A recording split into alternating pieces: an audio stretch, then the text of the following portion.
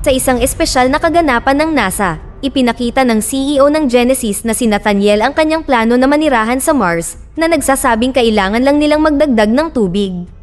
Ipinakilala rin niya ang pangkat ng 6 na henyo na aalis sa lalong madaling panahon upang patunayan na posible ito.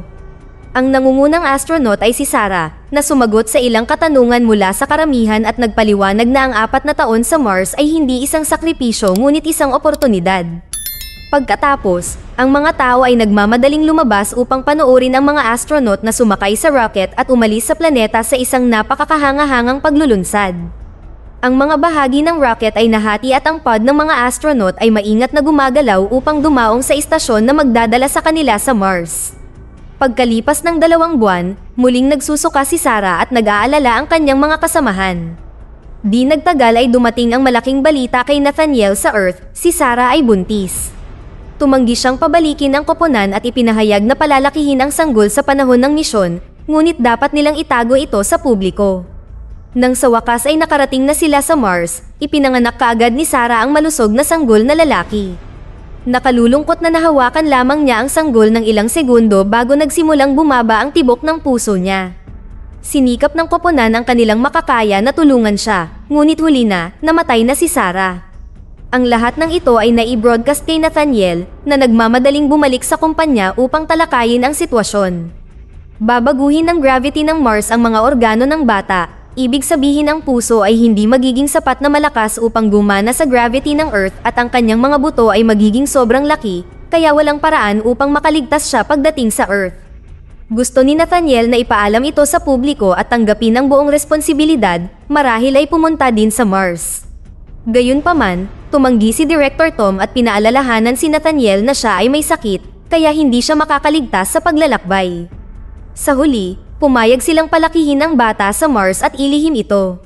Nang matapos na ang meeting, sumakay si Nathaniel sa spacecraft at sinubukang umalis sa planeta.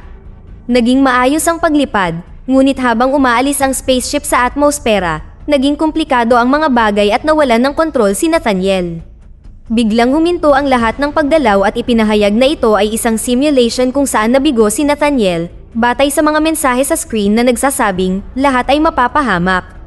Pagkalipas ng 16 na taon, ang kolonya ng Mars ay umuunlad at ang batang lalaki ay lumaki sa isang binatilyo na nagngangalang Gardner. Nang humingi siya sa kanyang robot ng mapa ng ventilation system at tumanggi ang robot, pinunit ni Gardner ang ulo nito at ginamit ito para ma-access ang system. Pinanood niya ang video ng paglulunsad ng misyon at alam niya kung sino ang kanyang ina. Naputol ang kanyang pag-iimbestiga ng isang mensahe mula kay Kendra, ang astronaut na nagpalaki sa kanya.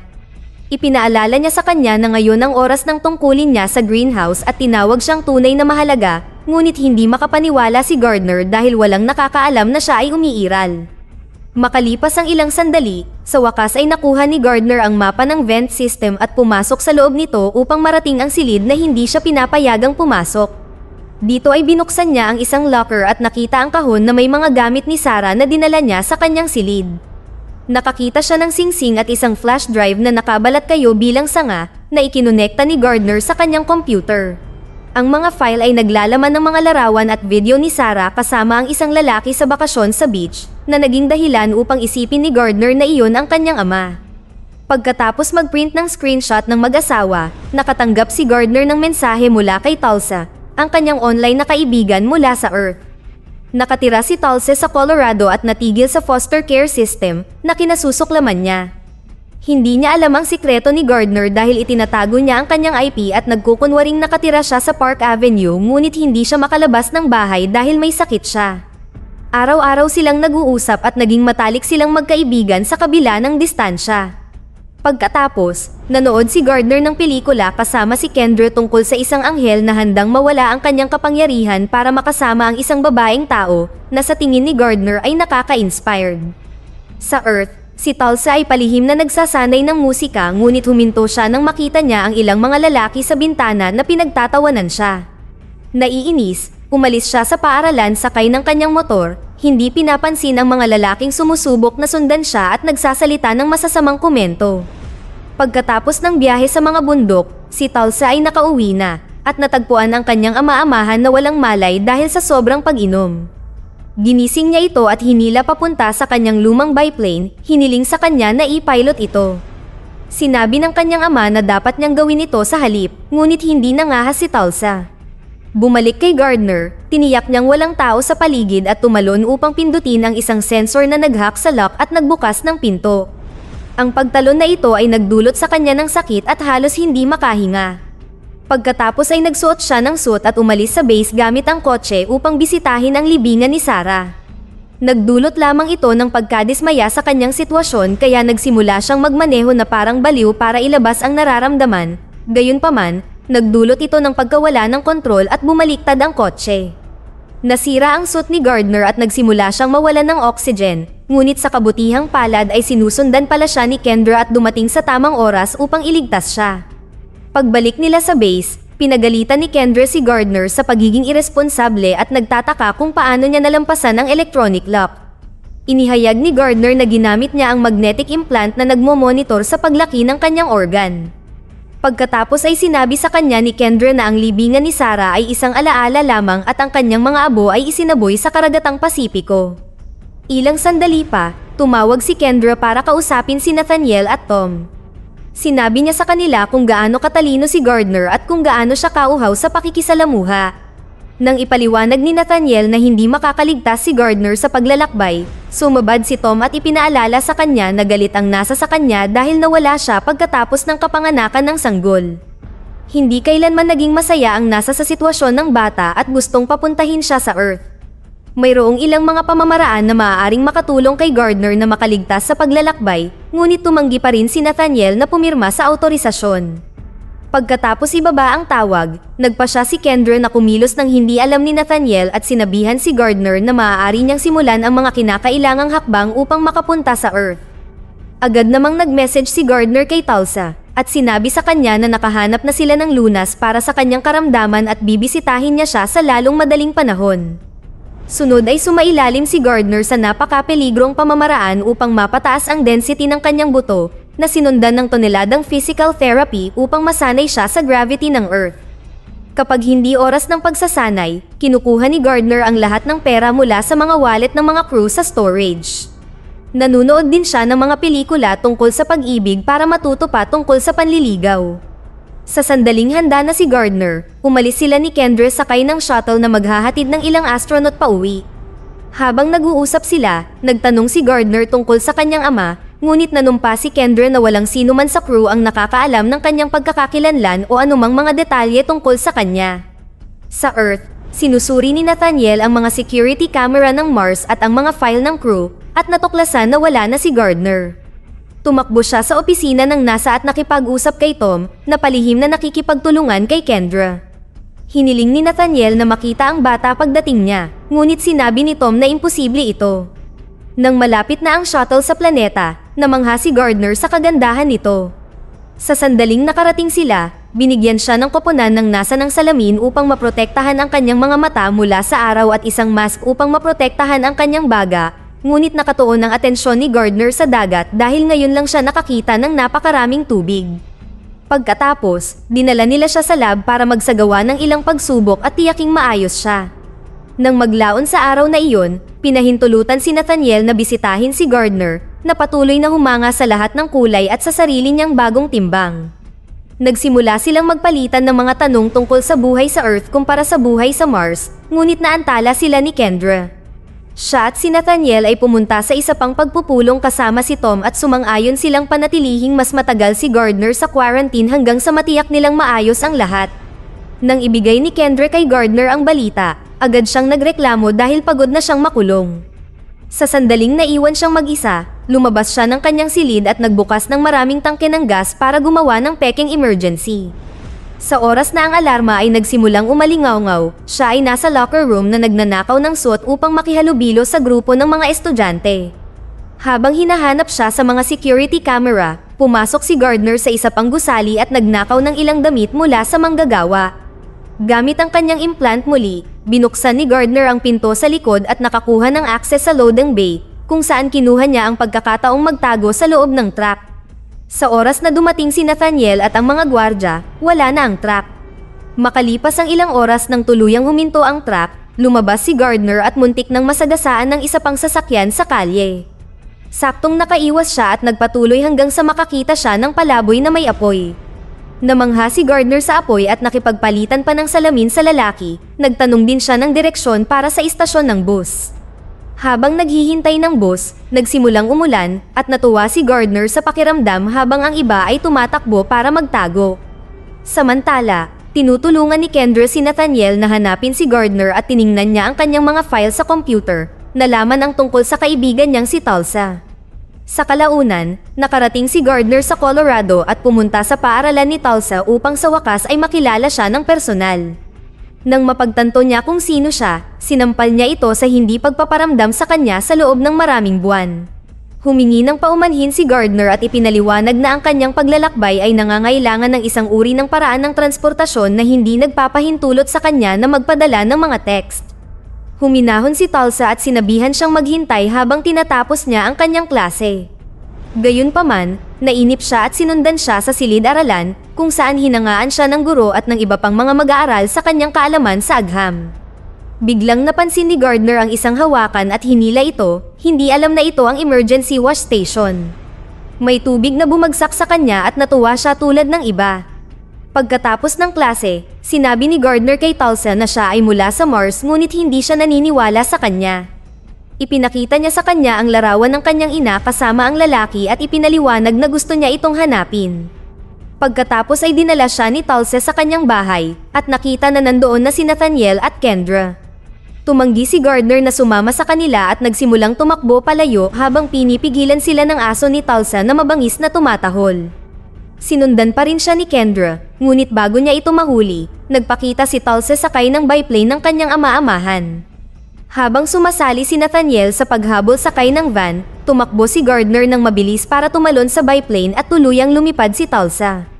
Habang lumilipad sila, namangha si Gardner sa pakiramdam ng hangin at sa magagandang tanawin.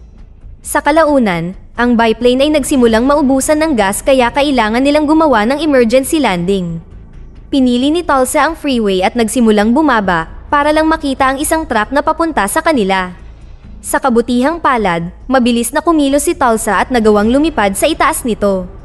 Pagkatapos, sa wakas ay lumapag siya na naging sanhi upang mapilitan ang grupo ng mga kotse na magmaneho sa labas ng kalsada. Ang biplane ay walang preno at patuloy na umaandar, napakalapit sa isang gusali. Mabilis na tumalon ang mga kabataan mula sa eroplano. Iniligtas ang kanilang mga sarili bago ito bumangga sa gusali at sumabog. Samantala, sinusundan sila ni Nathaniel at Kendra sakay ng helicopter. Nang biglang kumilos si Nathaniel, aksidenteng nalaglag ni Kendra ang tablet na may GPS at footage. Sa oras na kunin niya ito, nakita lang niya ang pagsabog at ipinagpalagay na patay na ang mga kabataan. Matapos tumakas sina Tulsa at Gardner, isang grupo ng mga bumbero, pulis, at ahente mula sa NASA ang lumitaw sa lugar. Kinumpirma ni Tom na walang mga katawan, ibig sabihin ay buhay ang mga kabataan.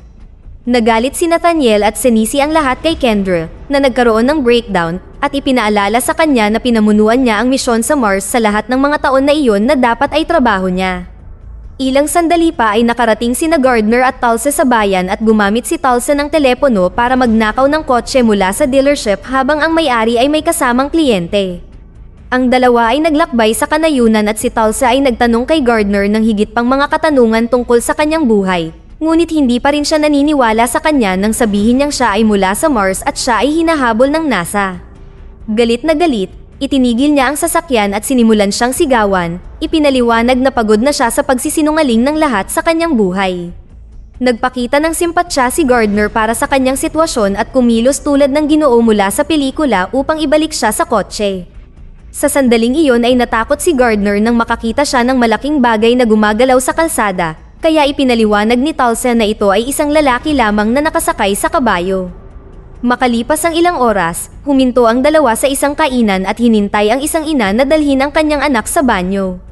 Pagkatapos ay ginamit ni Tulsa ang tablet na iniwan ng ina sa mesa, na ipinaliwanag na hindi ito masusubaybayan tulad ng kanyang cellphone. Nahanap niya ang kwento ni Sarah sa internet, ngunit ang kanyang kamatayan ay tinakpan ng isang pekeng kwento tungkol sa problema sa suit. Pagkatapos ay inilabas ni Gardner ang singsing at napansin ni Tulsa na kalahati ito ng mas malaki. Mayroon din itong ilang nakaukit na salita, kaya hinanap niya ang mga ito at nalaman na nakasulat ang mga ito sa wika mula sa katutubong tribo sa Arizona. Nangangahulugan ito ng reunion of halves, love, eternity, at ito ay nilagdaan ng isang shaman na naging sanhi upang isipin nila na ito ay singsing sa kasal. Sa sandaling iyon ang lalaki sa likod nila ay nakipag-selfie sa kanila. Ang masaklap pa, dumating na ang mga pulis at palabas na ng banyo ang mag-ina kaya kinailangang tumakas ng dalawa. Samantala, sina Nathaniel at Kendra ay inabisuhan ng pulisya na natagpuan nila ang dalawang takas na kabataan, ngunit lumitaw na hindi ito sila. Nagsimulang magpanik si Nathaniel at inamin na marami siyang pagkakamali, tulad ng pagsuko. Pagkatapos ay nakatanggap si Kendra ng tawag mula sa lab na nagsasabing hindi maganda ang mga resulta ng pagsubok at mamamatay si Gardner kung mananatili siya sa Earth. Bumalik kay Tulsa at Gardner, nagnakaw sila ng isa pang kotse at nag-enjoy sila sa kanilang paglalakbay sa Arizona. Si Gardner ay patuloy na namamangha sa mga bagay tulad ng mga lobo, bagong pagkain, at kahit ang harmonica. Nang makahanap sila ng mall, bumili sila ng mga bagong damit at ilang mga supply. Nakahanap si Tulsa ng piano at tumugtog ng kanta na isinulat niya, na sa tingin ni Gardner ay maganda. Hindi nagtagal ay nakarating sa kamay ni Nathaniel ang security footage ng mall.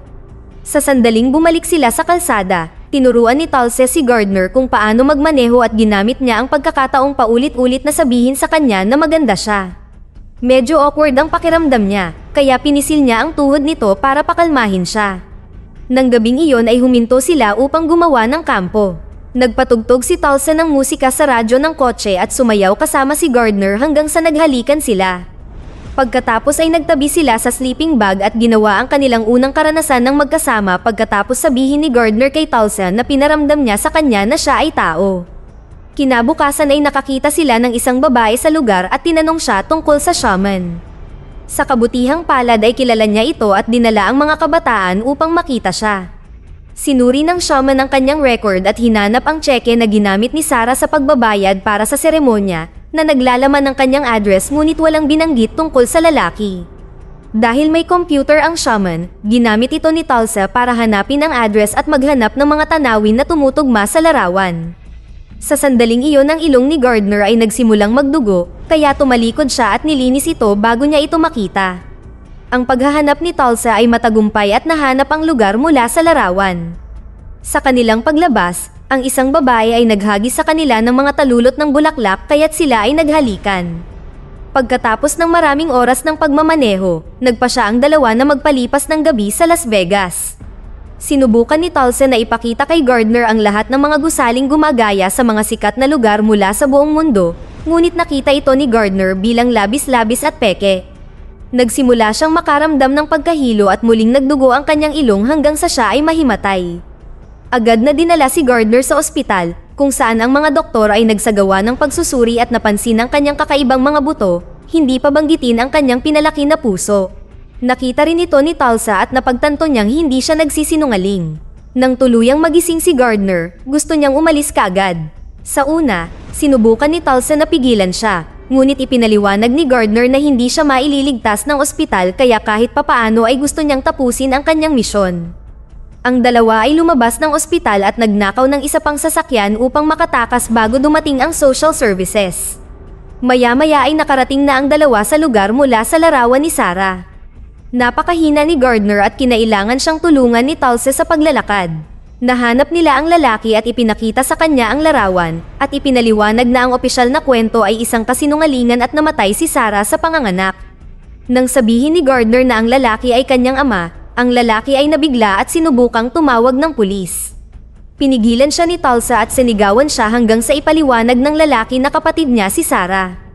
Nawasak sa balita, nagsimulang maglakad si Gardner patungo sa dagat. Nang subukan ni Tulsa na pigilan siya, ipinaliwanag ni Gardner na narito ang abo ng kanyang ina at dahil hindi niya pinili kung saan siya ipinanganak, gusto niyang piliin kung saan siya magwawakas. Matapos magbahagi ng halik ang magkasintahan, bumagsak si Gardner sa tubig, ngunit biglang dumating sina Nathaniel at Kendra upang iligtas siya. Kasama si Tulsa ay kinaladkad nila siya palabas at inihiga sa buhangin. Nagsimulang magtanong si Gardner tungkol sa kanyang ina at ang paraan ng pagsagot ni Nathaniel sa kanila sa wakas ay napagtanto niya na siya ang kanyang ama na kinumpirma ni Nathaniel. Pagkatapos, Isinugod ng ambulansya si Gardner pabalik sa NASA, at nang mag-stable na siya, isinakay nila siya sa shuttle para dalhin siya pabalik sa Mars at sumama si Tulsa. Wala na siyang mahabang oras at tumanggi ang piloto na pumunta ng mas mabilis dahil sa mga regulasyon, kaya kinuha ni Nathaniel ang kontrol. Ang shuttle ay nagsimulang manginig ng husto sa ilalim ng kanyang command, ngunit desperado siyang iligtas ang kanyang anak, at sa pagkakataong ito ay hindi na siya magkakamali. Ligtas na nakarating ang shuttle sa stratosphere at ginising ni Tulsa si Gardner, na agad na bumuti ang pakiramdam. Magkahawak kamay at lumutang ang mga kabataan habang ipinagtatapat ang kanilang pagmamahal sa isa't isa. Nang huminto ang shuttle sa istasyon, kinailangang magpaalam ni Gardner kina Kendra at Tulsa na hindi makakasama. Naiiyak na pinanood ni Tulsa kung paano bumalik si Gardner sa Mars para sa kanyang kalusugan. Maya-maya, mas malusog si Gardner at suot ang singsing ng kanyang ina. Araw-araw pa rin silang nag-uusap ni Tulsa sa online. Isang hapon, binisita ni Kendra si Tulsa at ipinaliwanag niya ngayon ay nagsasanay siya ng mga astronaut sa NASA at mayroon siyang malaking bakanteng bahay na nagpapalungkot sa kanya, kaya nagboluntaryo siyang ampunin si Tulsa. Malugod na tinanggap ng dalaga at hindi nagtagal ay sumali na rin siya sa training program. Samantala, sa Mars, mas nakilala ni Gardner ang kanyang ama. Dito na nagtatapos ang ating kwento. Sana ay nagustuhan nyo. Mag-subscribe na kung hindi ka pa nakasubscribe, pindutin na rin ang notification bell at like button upang matulungan ang channel, at mag-iwan na rin ng komento. Maraming salamat sa panonood.